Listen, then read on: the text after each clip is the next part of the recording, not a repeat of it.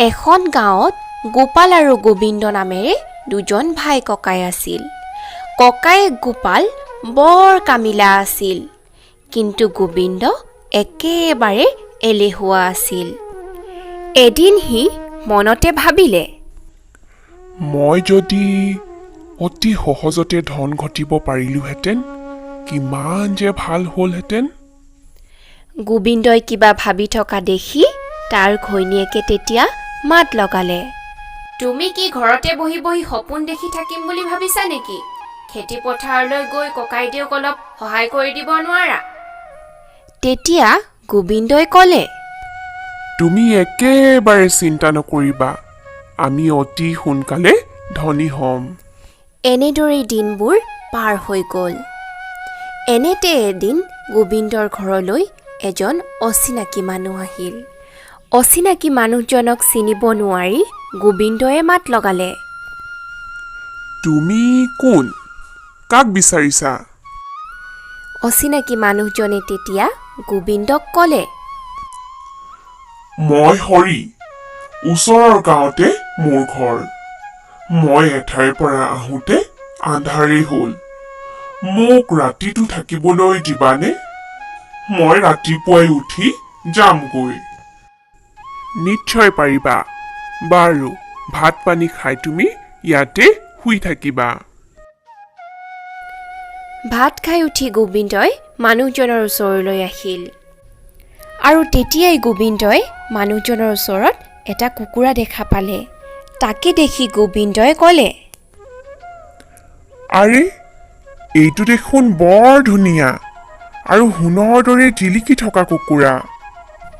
তেতিয়া হৰিয়ে ক'লে, এই কুকুৰাজনী সোণৰ হয় আৰু এই সোণৰ কণীও পাৰে। তাকে শুনি গোবিন্দ আচৰিত হ'ল আৰু ক'লে, আচৰিত? কি কৈছা এইবোৰ? এই কুকুৰাজনীয়ে সোণৰ কণী দিয়ে? আৰু তেতিয়াই হৰিয়ে কেইটামান সোণৰ কণী দেখুৱাই গোবিন্দক ক'লে, এয়া চোৱা, এই কুকুৰাজনীয়ে পৰা কণী। এমাহত তাই এটাকৈ সোণৰ কণী পাৰে। তেতিয়া গোবিন্দই ক'লে, কুকুৰাজনী সঁচাকৈয়ে তোমাৰ নে? হয়, এজন তান্ত্ৰিকে মোক কুকুৰাজনী দিছিল। ইয়াক খোৱাবৰ মোৰ সামৰ্থ্য নাই, সেয়েহে ইয়াক বেচিবই লাগিব চাগে। কিয়, কুকুৰাজনীয়ে মণি মুকুতা খায় নেকি?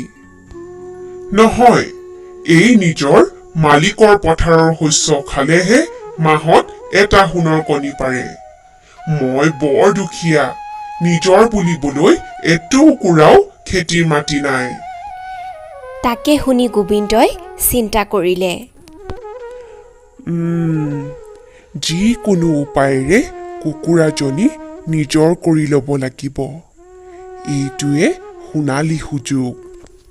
আৰু তাৰ পিছতে সি হৰিক ক'লে, চোৱা বন্ধু, আমাৰ 4 বিঘা মাটি আছে। ককাইদেউৱে খেতি কৰে, তাৰে 2 বিঘা মই ভাগত পাম। মই খেতি কৰি কুকুৰাজনীক খুৱাম। কুকুৰাজনী মোকেই বেচি দিয়া। তাকে শুনি হৰিয়ে ক'লে, বাৰু, কথাটো পিছে বেয়া নহ'ব। কুকুৰাজনী তুমিয়ে লোৱা। মোক এতিয়া একো মূল্য দিব নালাগে। তুমি খেতি কৰি পোৱা শস্যৰ এটা ভাগ মোক দিলেই হ'ব। তাকে শুনি গোবিন্দই খুব ফূৰ্তি পালে আৰু সি ক'লে, নিশ্চয় বন্ধু, মই তোমাৰ কথা ৰাখিম। আৰু পিছদিনাই গোবিন্দই ককায়েকক লগ ধৰি ক'লে, দাদা, মোৰ ভাগৰ মাটিখিনি দিয়া, মই নিজেই খেতি কৰিম। ককায়েকেও কথাষাৰ শুনি মনতে বৰ আনন্দ পালে আৰু সি ভায়েকক ক'লে, ঠিক আছে ভাইটি, তই গছৰ তলৰ মাটি দুবিঘা লৈ ল'বি। আৰু তেতিয়াৰ পৰাই গোবিন্দই খেতি পথাৰৰ কামত লাগি গ'ল। কেইবা মাহৰ পিছত গোবিন্দৰ ঘৰ শস্যৰে ভৰি পৰিল। গোবিন্দৰ এনে কাম দেখি ঘৈণীয়েকৰো মনত খুব আনন্দ।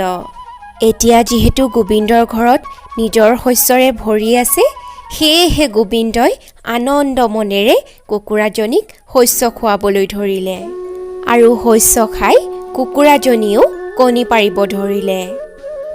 কিন্তু কুকুৰাজনীয়ে সোণৰ কণী নপৰা দেখি সি আচৰিত হ'ল আৰু মনতে ভাবিলে, কি হ'ল? ইমান দিন হ'ল কুকুৰাজনীয়ে দেখোন সোণৰ কণী নপৰাই হ'ল। হৰিয়ে নিশ্চয় মোক ঠগিছে। এদিন হঠাৎ হৰি আহি গোবিন্দৰ ঘৰত ওলালহি। কি খবৰ গোবিন্দ? সকলোবোৰ ঠিকে ঠাকে চলিছেনে? কি খবৰ ল'ব আহিছা? তুমি মোক বিশ্বাসঘাতকতা কৰিছা। তোমাৰ কুকুৰাজনীয়ে সোণৰ কণী নিদিয়ে।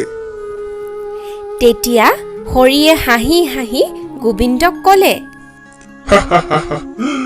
চোৱা, মই তোমাক ফাঁকি দিয়া নাই। তাইতো সঁচাকৈয়ে সোণৰ কণী পাৰিছে। তাইৰ কণী সোণৰ নহ'ব পাৰে, কিন্তু তাইৰ কাৰণে কষ্ট কৰি তুমি যি শস্য উৎপাদন কৰিলা, তাৰ মূল্য কি সোণতকৈ কম? আৰু তেতিয়া গোবিন্দই সকলোবোৰ কথা বুজি পালে আৰু সি ক'লে, হয়তো তুমি ঠিকেই কৈছা। হৰি, তুমি মোক দিবাস্বপ্ন দেখাৰ পৰা মুক্ত কৰি দিলা। এতিয়া মোৰ ঘৰত সঁচাকৈয়ে সোণৰ কণী পৰা কুকুৰা আছে। তুমি আচলতে ভগৱানহে। নহয় নহয়, মই ওচৰৰ গাঁওখনৰ এজন শিক্ষকহে। তোমাৰ এলাহ আৰু সপোন দেখি থকাৰ কথা মই বহু দিনৰ পৰা শুনি আছিলো। সেয়েহে বুদ্ধি কৰি মই এই কুকুৰাজনী লৈ আহিছিলো। আৰু গোবিন্দই সেইদিনাৰ পৰাই ঘৈণীয়েক আৰু কুকুৰাজনীৰ সৈতে এলেহুৱা স্বভাৱ এৰি সুখেৰে দিন কটাবলৈ ধৰিলে।